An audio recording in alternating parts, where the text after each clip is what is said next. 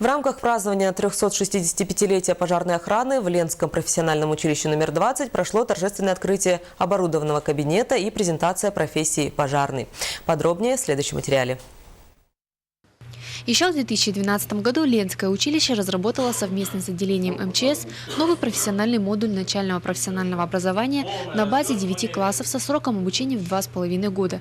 Сегодня можно с уверенностью сказать, что специальность пожарный пользуется большим спросом в нашем районе.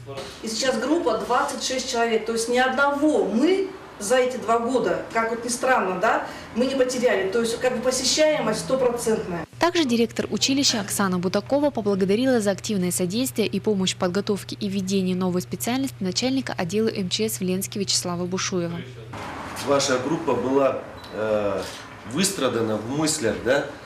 Была выстрадана в мыслях, мы не знали. Во-первых, это первая ласточка в целом и по республике.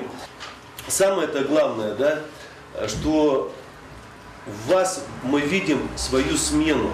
Далее присутствующим гостям было предложено слайд-шоу учебного процесса и выступления студентов училища.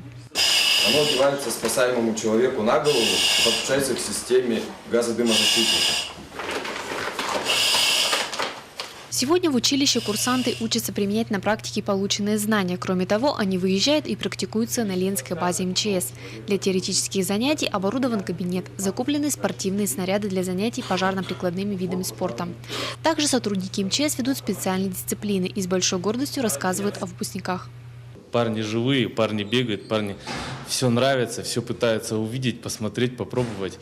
Поэтому мне интересно будет самому, какие они будут. Но они в любом случае будут достойной сменой. Набор на данную специальность предусматривает только 25 мест, а заявлений на сегодняшний день подано более 40. Поэтому в дальнейшем училище планирует открыть новую специальность «Пожарный спасатель». Марина Шмидт, Александр Захария, НВК Саха, Ленск.